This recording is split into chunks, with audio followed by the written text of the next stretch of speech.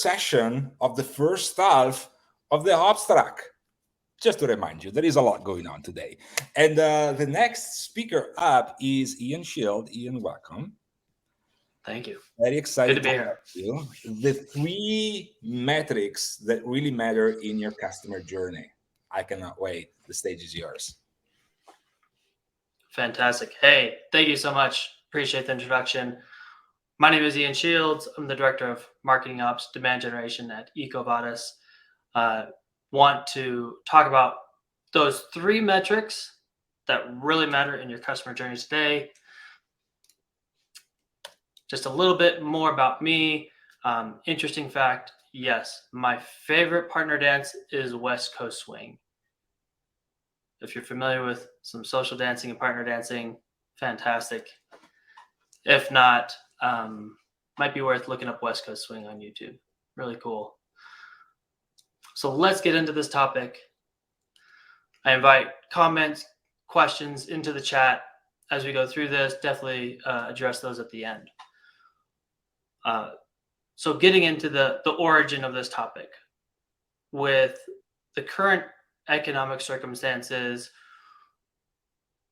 with interest rates going up and inflation, that is causing a change in focus for organizations. Whereas previously, it was more hyper-focused on growth at all costs. And we've seen it through a lot of different experiences of our own and also through popular media.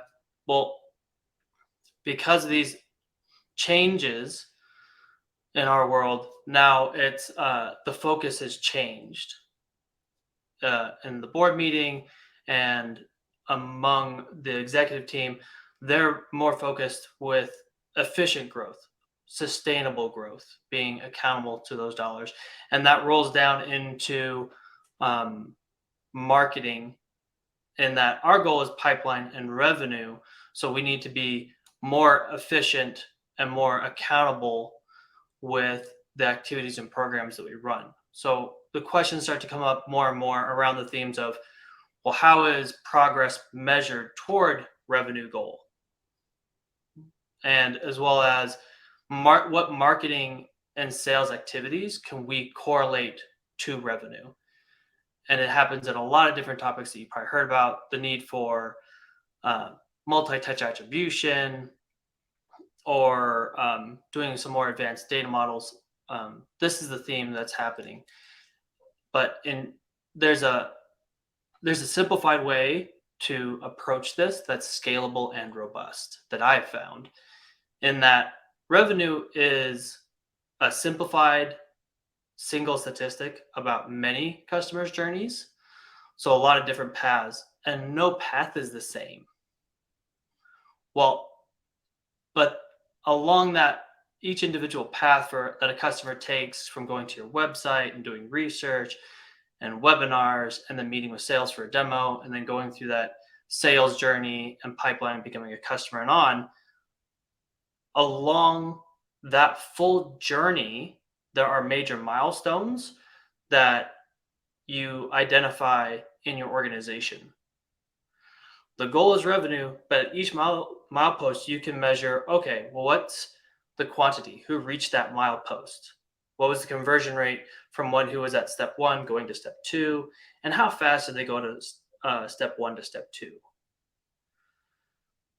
Those are the 3 metrics that really matter.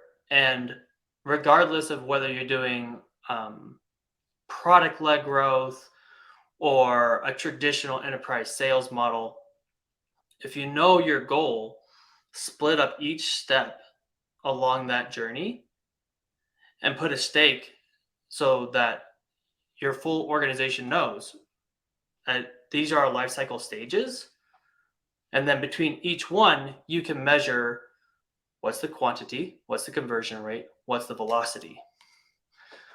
And I've seen organizations do it in different ways. In practice, what this looks like is that each stage in the customer journey, put in a date stamp. If you put a date stamp on those key objects and records in your CRM, with that date stamp alone, you can then find the inefficiencies in your customer journey. And with that, you definitely want to use those three metrics, not just reporting them out, saying from step 1 to step 2, we saw a volume, a conversion rate of 50%, and a velocity of 5 days. You can put them together and say, what is it from step 1 to step 3, step 1 to close 1, what's the quantity, what's the conversion rate. But you can also, you need to add in to be the stories there. And you can be a storyteller in different ways with measuring efficiency. What's a program that has a low correlation to that efficiency in your program from stage 1 to stage 2? Is there something in that customer experience that can be improved where you deliver a better message, more content pieces, better education and awareness in that step? So think on how you can look at those customer experiences that would increase the velocity. That would decrease the velocity or increase the conversion rate. And the last thing is, these are definitely three metrics that really matter in your customer journey, but don't discount a need to continue to build brand reputation, awareness, and trust. Those are things that are harder to measure and not always visible, but they definitely can have a contributing factor to your full customer lifecycle. Okay, so the key takeaway here, the big thing that I want everyone to know is when you focus on these three key metrics, it helps make the world less complicated. I love this quote by Stephen Levitt, economist and co-author of the book Freakonomics. Simplify, make things less complicated with these three key metrics. And the last thing I'll share with everyone here is definitely include the framework that I use for customer lifecycle to bring alignment. And with that is also a campaign engagement framework, how to group your campaigns by similar types and measure the success of those, and connecting those with your customer lifecycle can bring more alignment and help you find efficiencies in your go-to-market engine. Ian, love this. Appreciate that very much. If there are questions from the audience, write them in the chat. We'll take them from there.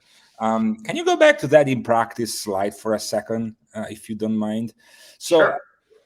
One of the recurring themes that we are hearing over and over again from pretty much all of the speakers, and like one of the things why this Hot Takes Live format is so compelling to me, is that we really get to peek into the brain of the speakers, what they're thinking about right now, what they care for, like how they are spending their time, and like really kind of a real-time view there.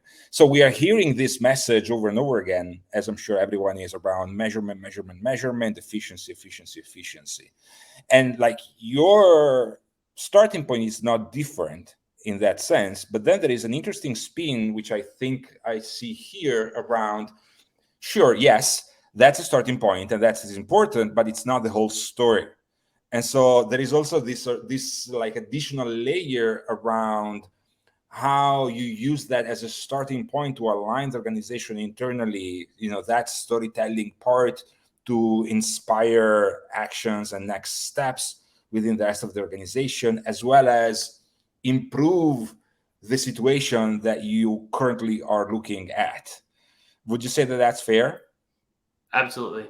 Storytelling element is essential to not just to explore the data, but to inspire action across all stakeholders. Yeah. People won't necessarily remember the numbers as you present them, but if you can bring in a story element, they'll remember that, and that will inspire them. I'm curious, how much time did it take for you guys to get to this point in terms of like work? Like, is that something that you had prior to getting into this year, or is this a net new effort? curious to double click on that as well. For us, it is it's not an effort in our sales journey and sales cycle, but Yeah. is a net new effort on our customer success and onboarding, and Okay. also on our marketing side. Mm-hmm. So like building the pipes and like enabling that data to be surfaced in a useful way. Absolutely. Mm-hmm. And then I also find particularly intriguing the last bullet point there, like measurement. Yes, but also don't forget that there is a branding element which is less measurable and less tangible, but equally important. Absolutely. And there's um, there's other metrics that you can look at to try and get a trend or a sense of that, but we can't you can't measure easily measure that reputation, that brand awareness, and that Right. trust. You always need to be doing those things, and that's a lot of where the creative marketing comes into place, and the Right. positioning and the messaging. Yeah, and I would also say, like, I would argue that even if it's less measurable and less tangible, when you're doing a good slash great job, you'll know, because people will mention that, will mention like your brand, will mention like how they feel about it. It will impact some other metrics that maybe weren't doing as great before. Absolutely, you'll still see that in these metrics that I talk about for the customer lifecycle journey. Hmm. You may not know what they are, but you can have a growing gut sense, a feeling of there's something underlying with our brand reputation that we probably need to improve or we can boost. Right. I'm curious. So you were mentioning, if you go back one slide further, yes, velocity, conversion, and quantity as the three core numbers. Are you guys doing a breakdown by product line, geography, acquisition source just yet, or is this kind of a next step for you? We do layer in those dimensions Okay. that matter most to us, and Mhm. like you say, it's for us it's region, it's language, it's source. We and then there's other dimensions that we add in and consider as well. Yeah, because the session before yours, funny enough, was the CFO session, and the question there was like, are your go-to-market KPIs misleading you? And so part of the conversation there was exactly about um, efficient growth and the fact that yes, growth, yes, pipeline and funnel, but also there is a cost associated with that, and that is disproportionately more important. And that cost, most often than not, is different depending on all those dimensions that we were talking about, right? So it's like a good exercise to think about that as well. Maybe not necessarily operationalize just yet if you're not there, but definitely have that top of mind. Absolutely. All right. Well, yeah, this was great. Thank you so much. From the audience, Nicole, you get the link. So this is also a resource for you. If you have additional questions, feel free to reach out to him on LinkedIn. Thanks for watching. In the meantime, I'll let you know how their session was with the quick survey that you're going to see in the chat in a second. Ian, very much appreciate your time. Hey, thank you.